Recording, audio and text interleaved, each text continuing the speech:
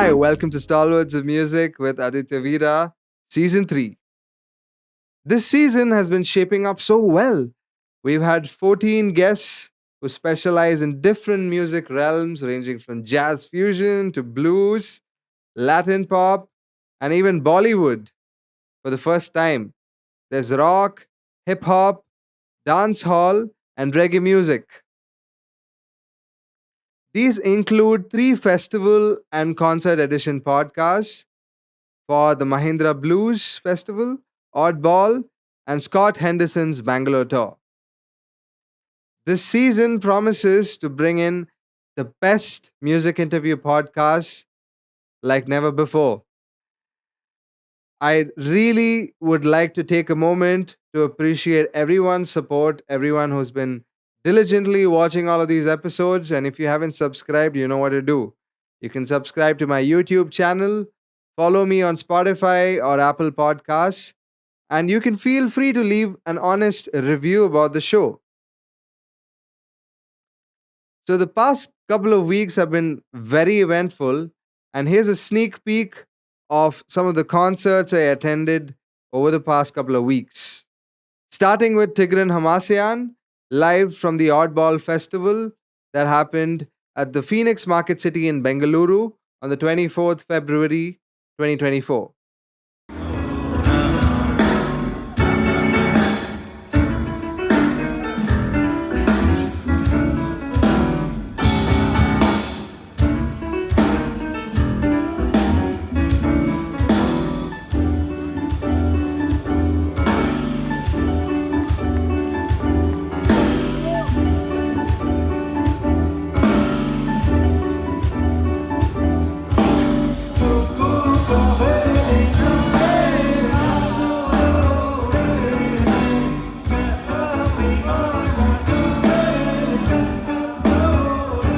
Second concert I got to attend was called India Jazz Up, featuring Trilok Gurtu, Paolo Frezu, and Rita Marcotuli.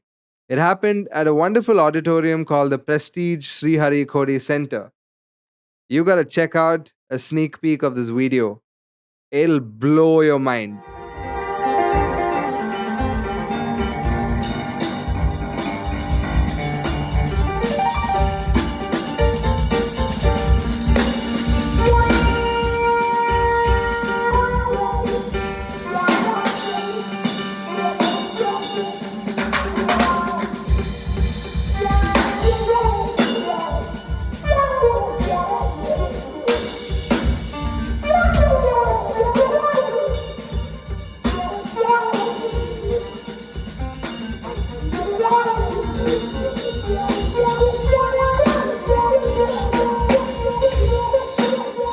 After the concert, I also got to meet these maestros backstage and personally invite them to be part of the podcast.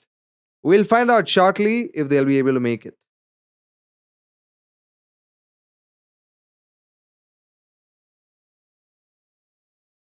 Next up, I was specially invited by Swaminathan Selva Ganesh, who's the grandson of the legendary Vikku Vinayak Ram of Shakti. He invited me to check out a very exclusive rehearsal session for the Mahindra Percussion Festival, which happened in Bangalore, featuring his Ghatam Symphony Orchestra. And here's a glimpse of the same.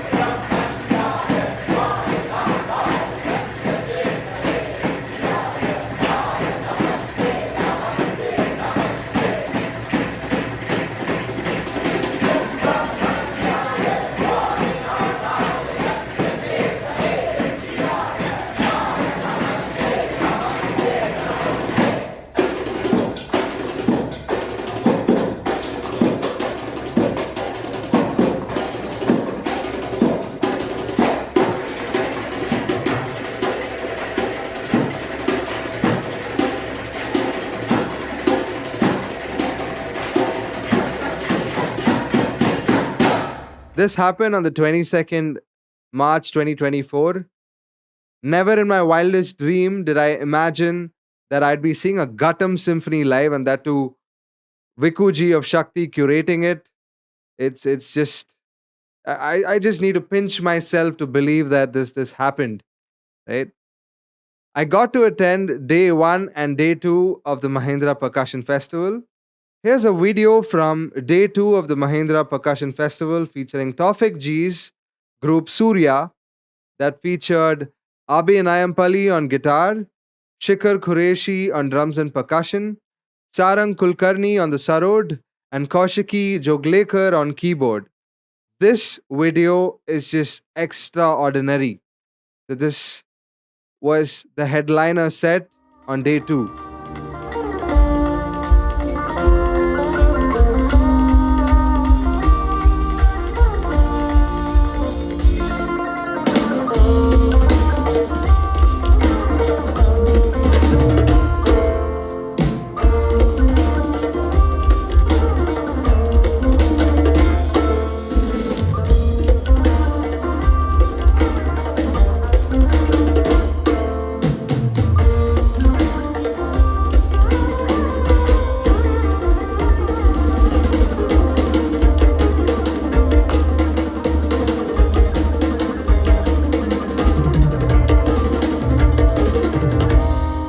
After day 1 of the Mahindra Percussion Festival, Vikuji's Gattam Symphony Orchestra was easily the highlight for me.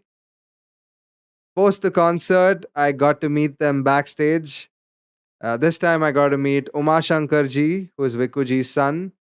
And I also got to personally greet Vikuji for everything he's been doing for generations now. And yeah, there's a third generation which is ongoing. His grandson is spearheading this movement. Felt so nice watching all of them. And another lady, very interesting personality, probably one of the first Gattam players in India, who's Vikuji's disciple again, Sukanya Ram Gopal. So I got to interact with them for a couple of hours, and it was a surreal experience.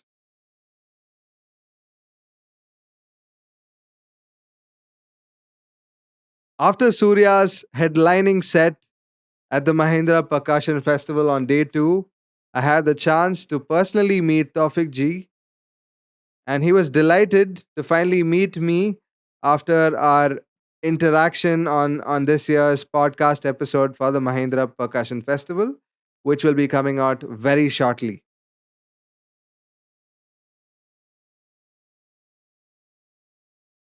Last weekend, I got to witness a 2-day extravaganza curated by NCPA.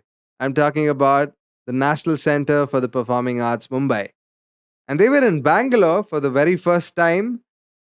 They had the Symphony Orchestra of India on day 1, who mesmerized me by playing a couple of their standard classical tunes that featured Mozart symphonies, Bach symphonies, and the highlight of the evening for me was when they played the Harry Potter medley. It was for close to about 5 minutes, and they did it in their own inimitable style. It was just fabulous. And post that, they played the Pirates of the Caribbean medley, followed by a lot of Bollywood Indian mashup tunes, uh, which had a couple of popular numbers. And they closed their set by playing A.R. Rahman's Jai Ho. What a night. And later they had the Unerased Poetry, featuring 3 incredible poets who did their routines from different parts of the country. Day 2 of NCPA at the Freedom Park was even better. The evening opened with an Odissi dance performance by the Srajan Ensemble. The performance included improvised movements from the Natya Shastra. It had a tribute to Adi Guru Shankaracharya, a depiction of the image of Shiva and Parvati. Some of the rags in terms of the music that were used were in Kirvani Madhurima, and the Adi Tal Jati. Their coordination together as a unit was impeccable, and some of the formations and the mudras that they were trying to showcase left me spellbound. The evening just didn't end with the Odyssey dance performance, but there was Darren Das, who would put up a wonderful musical night for all of us, making us shake a leg with retro and dance numbers, a lot of ABBA, Boney M, and even Brian Adams. So he made us dance the night away.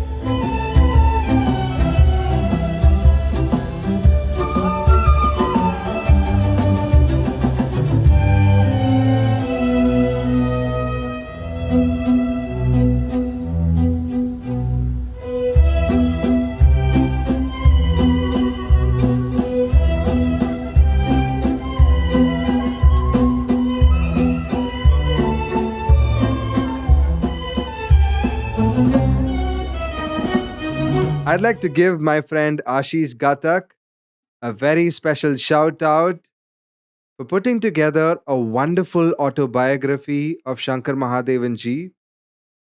This book is called The Musical Maverick. As you can see, a lot of attention to detail has gone, even in terms of designing the cover of the book. The pink and the black color schemes blend in so well together. And I haven't heard of many Indian writers write autobiographies of our Indian musical contemporaries in the past couple of years. So kudos to Ashish for putting in so much effort, so much time in terms of understanding his subject and coming up with this wonderful autobiography. So, to show him your love and support, the best way you can do it is by picking up a copy of the book. You'll find it at a landmark store all over the country. Or if you're a fan of Kindle, there's a Kindle edition too. If you'd like to purchase the book online, you can always go to an amazon.in and pick up your personalized copy of The Musical Maverick by Ashish Gatak.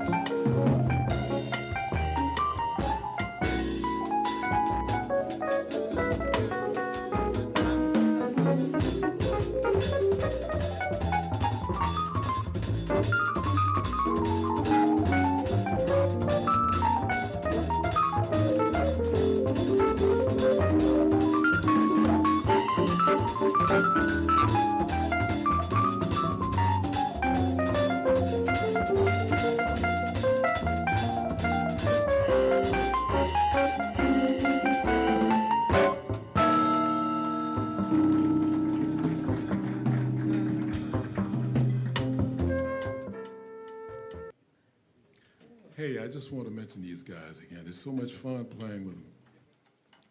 Remember Carlos Cuevas? Both of them played those wonderful solos on this Memory of Many. And Rob Mullins.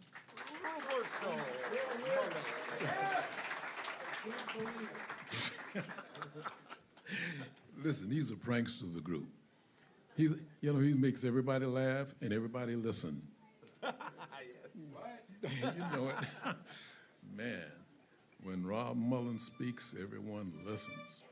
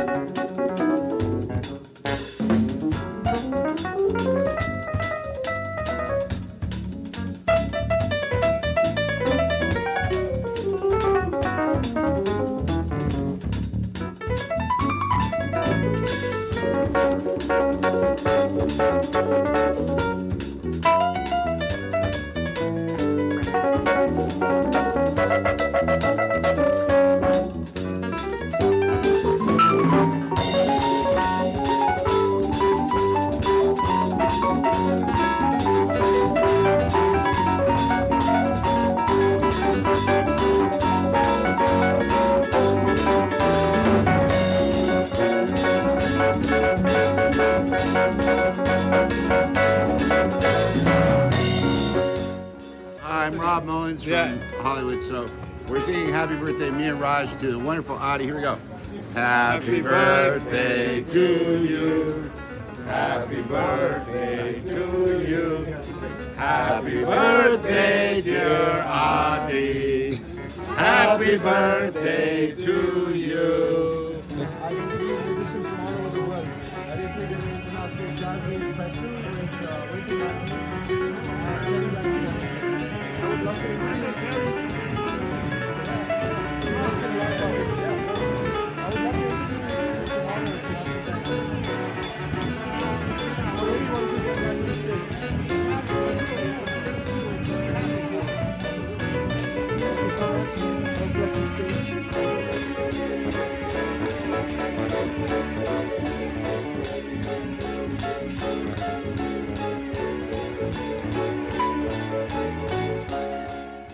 Hello, everybody. My name is Rob Mullins from Los Angeles, California, and you're listening to Stalwarts of Music.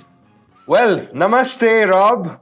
Welcome to Stalwarts of Music with Aditya Veera, Season 3, for a very special episode. Incidentally, you are just 30 kilometers away. What brings you to Bangalore? I was trying to find a particular restaurant that made tandoori chicken. I had to come all the way from Los Angeles to find the chicken.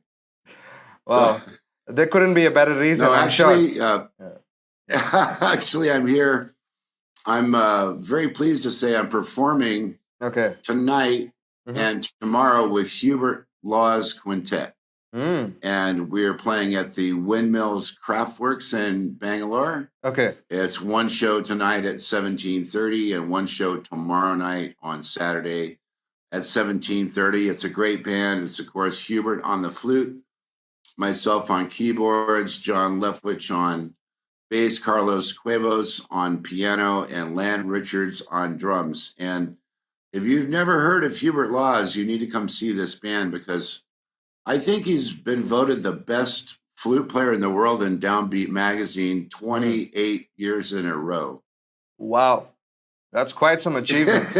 Yeah. And so, we actually came to Bangalore 5 years ago. It's an interesting story, too, because the guy who built the Windmills Craftworks, the way I understand the story is he was, he's a famous architect. And so he was going shopping somewhere, and he heard a Hubert Laws song come on the radio. Wow. And it happened to be Malaguena, which Hubert recorded an incredible version in 1977. Wow. And the guy from Windmills was so enchanted with this recording that he stopped everything and he had to find out who is that playing the flute on Malaguena. So he found out, oh, it's Hubert Law's Malaguena in 1977. And he went to his office and he told his helper, he said, please find Hubert Laws wherever he is in the world and bring him to me to perform Malaguena. That's a very special connection. It's a very special connection. So this weekend is our second time doing this. Yes. I can't wait for it. And tomorrow is going to be even more special for two reasons. I have one of my close friends, Raj, who's coming down as a surprise to the show. Oh, he's going to come down. Yeah, he's going to come down. And the second reason is it's my birthday. It's my big birthday tomorrow. Yeah. Wow. Great, man. I'm going to be spending my birthday at the Hubert Laws the concert. Yeah. Yeah, I think Hubert only charges 100,000 rupees to play Happy Birthday. well, I'd love to hear I'd love to hear the other songs on his repertoire, which would be way better than Happy Birthday. So yeah, I'm fine by that. Yeah. Congratulations, man. That's wonderful. Well, let's talk more about whatever you want. Sure. Alrighty. So, Mr. Mullins, what aspects of Weather Report's music fascinated you during your early albums, prompting you to incorporate their unique style into your own compositions? That's a very good question. So I know that you've done your research about my Red Shoes album.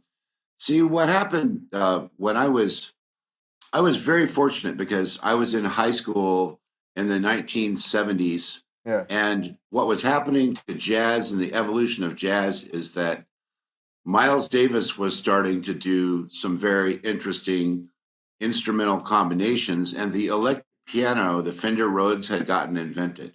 Yeah. Around the same time, in like 1968, Bob Moog was inventing the Mini Moog, and ARP was making the ARP Odyssey synthesizer, and then they had a big one called the ARP 2600. So all of a sudden, there started to be the guys coming out of Miles's band that were really impacted by that crazy fusion, the two drummers, and then having two drummers and a percussionist and three guitar players, and all this hodgepodge of stuff that was on Bitches Brew.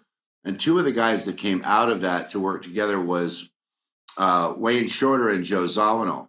They were both alumni of Miles Davis. So when they got together, what Joe Zawinul was doing was very interesting culturally because he was not American. He's from Vienna, Austria. He's Austrian, and he got interested in ethnic percussion and ethnic instruments. So when they first built synthesizers, Zawinul was the first guy who was going around. He was like, oh, I can record an elephant in the jungle and I can put it on my piano. And I can make sounds out of an elephant, and I can record people in a jungle, and I can record monkeys and folk chants and marimbas and xylophones, and along with very interesting things that the synthesizer could do, which had never been done. So all of a sudden, Weather Report came out with Heavy Weather, and then of course they had more popular albums like the album with now I can't remember, with Birdland on there. Yeah. And that was really the song that made Weather Report a household name. But before that, I was so interested in all those textures because I had already played a lot of acoustic piano. On my first album, Dancing Through the Day, I played mostly acoustic piano. And then on Red Shoes, I was playing the Moog synthesizer. I had a Roland RS-09. And I was combining those things along with the acoustic piano. But you can hear in the harmonies on that album, I was doing these very strange for the time, these chords that didn't really make any sense. But when Joe Zawinul would play a very strange chord, it was his personality and kind of his face and his demeanor about that chord. Because anytime you do something musically, you're making a statement. So Zawinul would play this really weird chord. He'd just be like, that. And then you would think, oh my God, that chord is so weird. But he would look at you like, that's not a weird chord. I meant to do everything in that chord. You're the weird person. You don't understand my chord. all chords should be this weird, right? Yeah. So that was a big influence, Weather Report. Yeah, in the Yeah. early 80s, yeah. Interesting. You also mentioned Miles Davis. You were born the very year My Kind of Blue was out. And writers and musicians have had different opinions on Miles Davis's performances during the latter years of his life, from my interactions with people like Mike Stern or a John Scofield. So, what's your view as an avid listener who's been listening to him right from a very young age? The question is, what do I think of Miles Davis? During his latter years, during his latter years. During the later years. Well, what a lot of people don't realize is that Miles came up in an era where jazz and radio music were the same thing. Yeah. So in 1959, the best-selling song on the radio was Dave Brubeck's Take 5. Mm-hmm. And it was a very different era than this era now, because Take 5 was in 5/4 time, so you can't dance to it. You cannot dance to that. There was no vocals and then no words, so you can't sing it. And that was perfectly fine with the American public. Yeah. That it was instrumental. And Miles was, I would say, very lucky, because he always had support of not only his fellow musicians, but of record company executives were always staying with him. Okay. When he was on Columbia, they might say, wow, Miles, we don't really like this idea that you're not going to play any more bebop and now you're going to make bitches brew.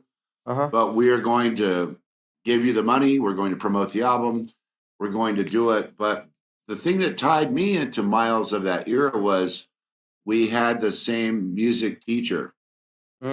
So, and by music teacher, I use that term loosely because it was a music theory guy named George Russell. Okay. And George Russell, his most famous students and colleagues were Miles Davis and Bill Evans and John Coltrane. Okay. Right. So many years later, in the 70s, I had a chance with a friend of mine to study music theory from Miles Davis's teacher. Wow. And in one of the first classes, this guy, George Russell, he said, the reason that my idea replaces traditional music theory is I was sitting with Miles Davis one day at the piano, and we had the white keys there. And I said, Miles, what do you think about this C major scale as like the actual scale of all music? And he plays it, ba, ba, ba, ba, ba, ba, ba, ba. And Miles looked at me and said, well, you got all the notes right, but you're starting on the wrong note. And so Miles sits down and he plays the same scale, but he starts on the fourth note. Okay. The F. So he plays F, G, A, B, C, D, E, F.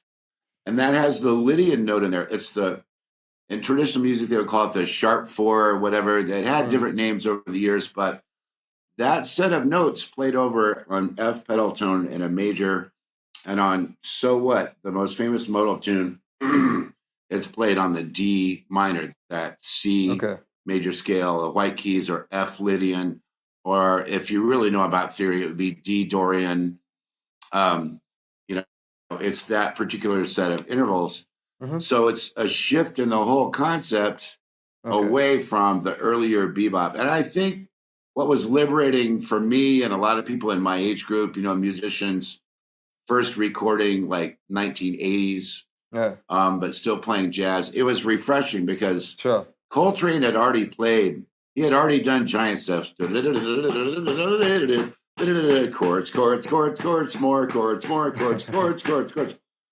And, a lot of my friends were like, I'm never going to be John Coltrane. I am never going to learn all those chords. But what I could do is I could play So What? And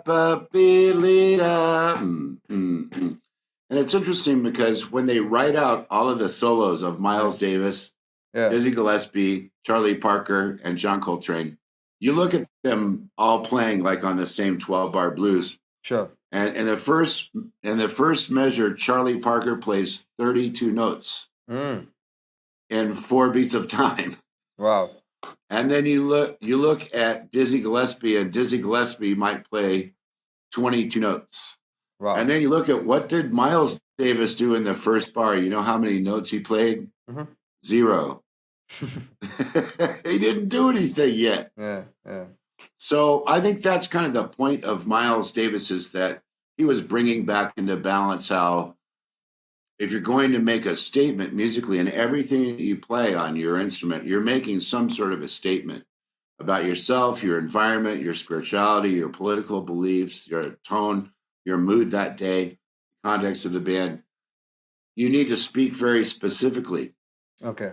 And you need to speak very judiciously. As Hubert Laws would say, he would say, be very judicious with your choice of notes. Don't waste any of your notes. And I'm so thrilled that I'm going to be playing with him. I've been playing with him 40 years now. Yeah.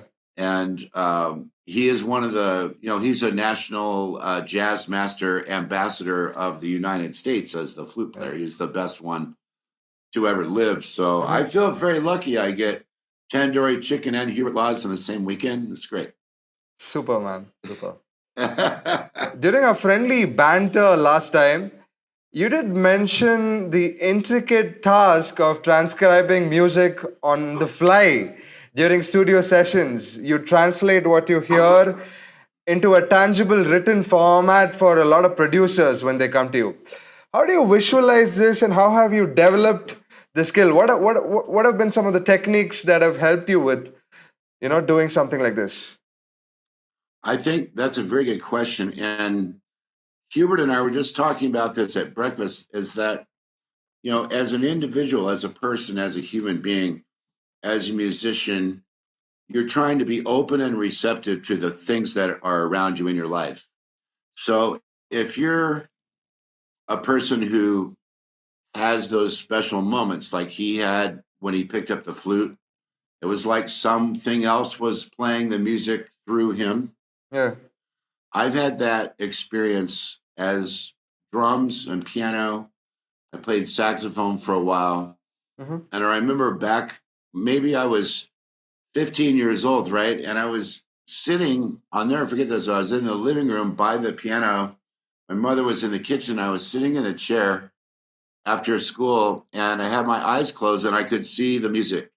But I wasn't, some people can see the colors, and other people, it's like, wow, a really attractive woman came into my brain. She wants to spend the night. No, it wasn't any of that. It's that without hearing the sound of the piano, I could see the sheet music. Okay. With nothing. It was just there. So some people call that, it's like using your radio or channel on YouTube, like you're tuning to a certain frequency. Yeah. So after I had that in my brain, I went over to the piano, and I always had a piece of paper by the piano, at my mother's house. And I started writing this tune out. And it was called Julie. It was like the song had already told me what it was called. Julie went, ba, ba, ba, ba, ba, ba, ba, ba. I still remember that melody. I can still see it all these years later. I think I was maybe 15 years old. So then I explained to my mother and some other people, I said, I have this gift. It's like, I didn't create this. This is something that just happens. And my mom was like, okay, try it out on the Count Basie, try it out. And try it out on the Glenn Miller, and then try it out on the Dave Brubeck. And I was like, oh, yeah, Dave Brubeck. And she would play that. And then I'd go to the piano. And I was like, ba-da-da-ba-da-ba-da-ba-da-ba-ba. And then I could write it down just like that. And so she would say, play this chord. She would play me some crazy jazz chord. And I would say, yeah, it sounds like an E flat minor. And then she'd say, okay, but this one here on the top, that's a 7, okay, a minor 7 or a major 7. And then when I went into high school, my band directors were very encouraging to me as a student because they knew that I had something special. So they said, anytime you have some music you want to bring in, or write for the school band, or we need to explain a chord to you. So one of the first things I did is I took that really crazy chord out of Weather Report. And I'll tell you what the chord is. It's C, E, B flat, D flat, G flat, A, and C. It's a C13 flat 9. Wow. Flat 5, but it has a C on either of the sides. And I remember playing that at my high school, and my band director said, "I don't know what to call it. Why don't we just call it C demolished, or like C destroyed, or something?" So, but we sat down and we figured it out note for note, because that became something that Claire Fisher used that chord, George Duke used that chord, and then as you start thinking along the lines of like a more, I would say, holistic or open view about music theory that George Russell said, then you see how all these things work in a broader context, and it's easier to understand music from the broader context. Because if you're focused on the very specific things, the very small little teeny things, you're going to make yourself crazy. Got it. You know, it's a very big thing. You have to think of the whole tonality and all of the harmonic universe that goes along with that tonality. And then, like on So What by Miles Davis, there's only a D minor chord and an E flat minor chord. And it's just these two worlds. It's like this world and this world right next to each other. Whereas with Coltrane, it's like boom, boom, boom, boom, boom, boom, boom, boom. And it all makes sense, but it doesn't have the same, what they called it, that was the well, you know about jazz history. What do they call that? The laid back jazz cool, or cool jazz or something, right? Yeah. Where it's just this laid back thing. But you think about it, Adi, and all of a sudden, instead of, you're like, oh, it's the B major, I have to play some of these 7 notes. Now D7, I have to play these, and then now it's B flat. Now it's E. All the pressure is off, because with Miles just saying, hey, we have the D Dorian scale. You can do anything you want. You could do a lot with it. You can do very little, and everything is cool. I think that's what Miles really changed everybody's thinking with that, because no one was expecting that. And every time Miles did an album, no one was expecting that. Right. That's what I loved about Miles. Like, he would do that, and then all of a sudden it's Bitches Brew, where it's like everybody jumped into a giant cruise ship, and then they all drank 1,000 beers and set the ship on fire and hit record. That's that's what Bitches Brew sounds like to me. So could you offer some perspective to my audience on the beginnings of smooth jazz and your impressions of it during its early stages? Yeah, I was one of the first guys, I think in the 80s, that was doing what they called, contemporary jazz, which meant that we were taking the jazz harmony from things like Bill Evans and some of the standards and even some of the Miles tunes. And we were taking those harmonic structures, but we were playing a funk groove under it. Particularly certain types of funk grooves and certain types of Latin grooves. So I'd say for a pop band that really encapsulated that, it would be Earth, Wind, and Fire. Right? So Earth, Wind, and Fire was so great because they had excitement, and they had all these horns, and then the chords were interesting. The lyrics were great, and it was just fun music, but their music satisfied everyone. And so what I was trying to do early 80s was to do music that was happy and upbeat, but musically very sophisticated. Like, I would have people come up after hearing one of my songs, like Making Love, which was a big radio song, or Celebrate the City, and they would say, oh yeah, man, I could play that song. That song's so easy. And I'd sit down and I'd say, okay, you go ahead and play me that. And everybody could play 4 bars of that. After the 4 bars, no one could play the next 8 bars, because it got so complicated because I think music should start out and it should develop, and should have dynamic range, and it should be louder and softer and more complicated, tension, release, key changes. All this was happening until they came out with smooth jazz. And so when smooth jazz started, it was, I don't know, really it became something in the mid 90s. And there were some guys that I knew, Yeah. Boney James Mm. and Kenny G, right?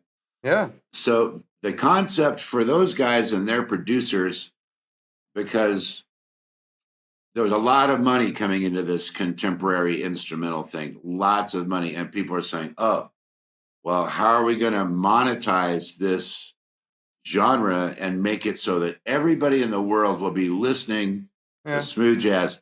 So the first thing they did, Adi, is they started with restrictions. Okay. It's just like in any society, if you want to destroy a society, the first thing you do is you start restricting the reading material, you start restricting the food, you restrict the speech, Yeah. and then you restrict the music. So we went to a conference, and the big smooth jazz guy who was taking control said, there will be no harmonica on the radio.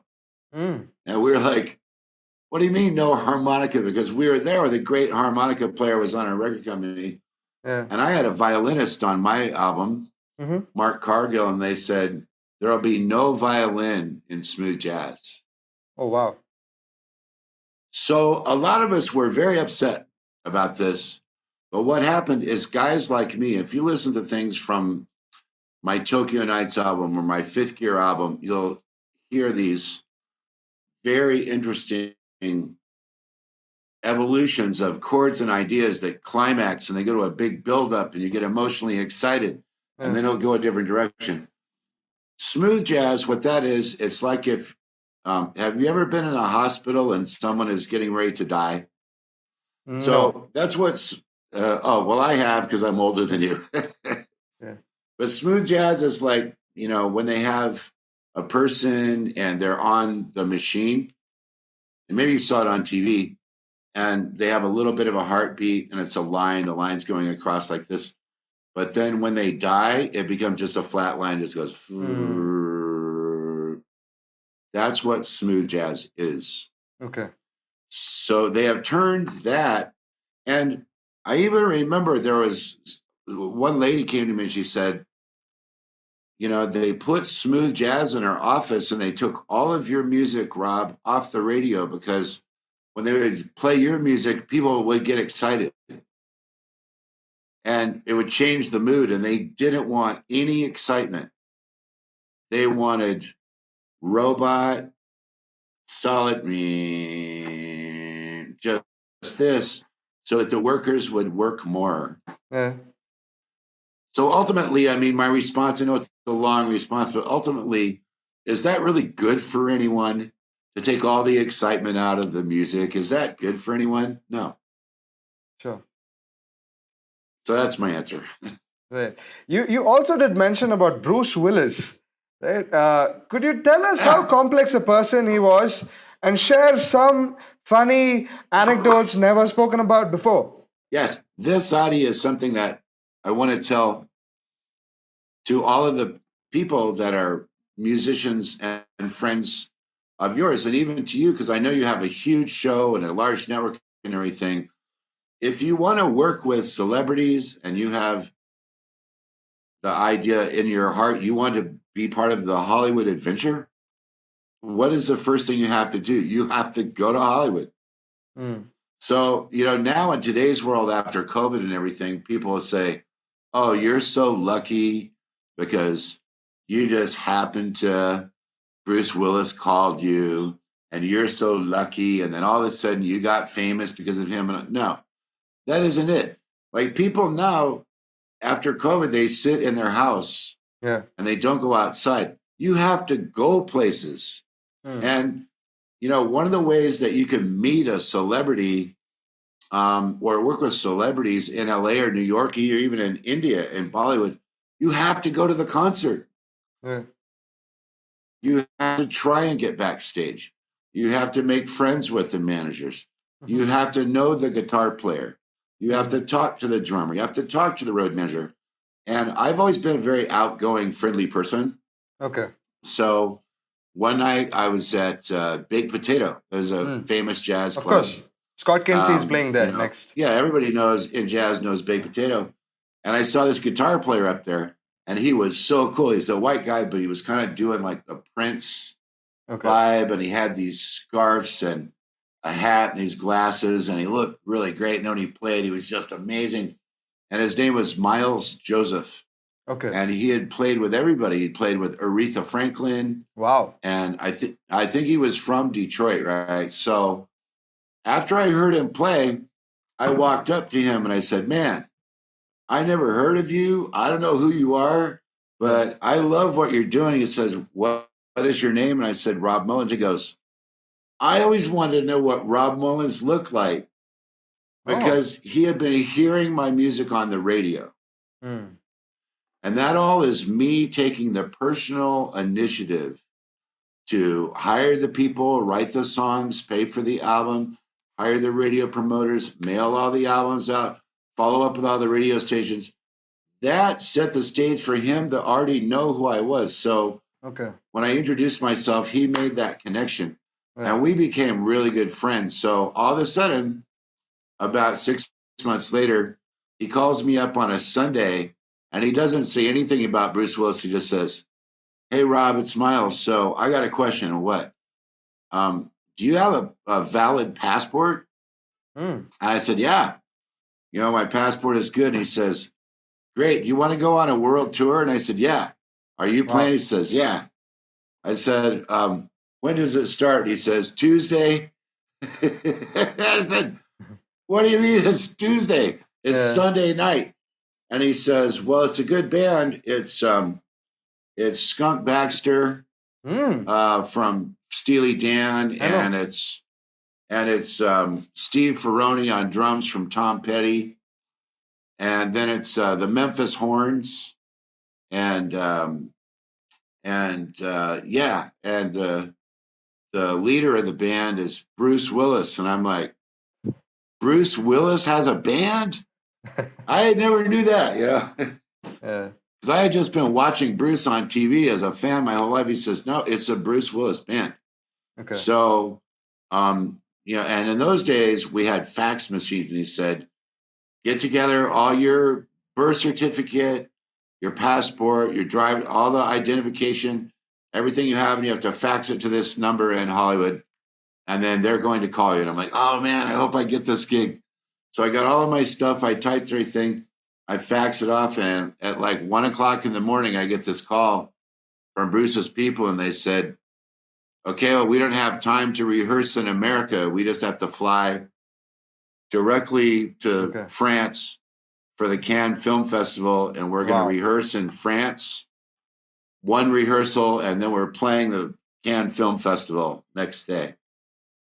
I was like, yes. So but why did this happen, Adi? It happened because I left my house. I didn't complain. I'm a motivated person. I'm also very friendly. Okay. And I get out amongst the community and make friends. I don't sit in my house and say, that Freddie Hubbard, he was so lucky. You're not lucky. Really, in music, most of the time, you're not lucky. Yeah. You have to work very hard, and then maybe it looks like that you're lucky. So then we get on the road with Bruce, and I go to the airport, and I'm like, man, I'm going to fly with Bruce Willis. I have so many questions to ask him. What about Demi Moore? And what about, all these girls that he dated and everything?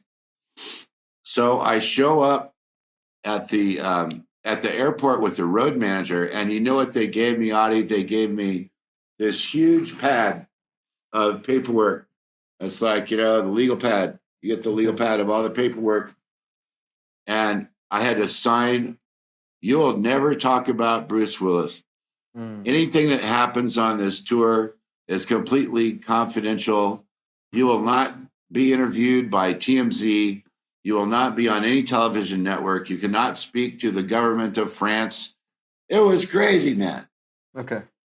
Yeah, but I'm standing right there. What I'm going to say, no. I was like, okay, let me get on the plane, right? Yeah. So I get so excited. I get on the plane and I sit down next to Miles. I'm like, man, I can't wait to meet Bruce. Is he up in business class or first class or where is he? Because I was so thrilled. I was like, maybe I could get his autograph, Yeah. And Miles looks at me and says, well, the first thing you got to learn about touring with Bruce Willis is that Bruce isn't on this plane. Okay.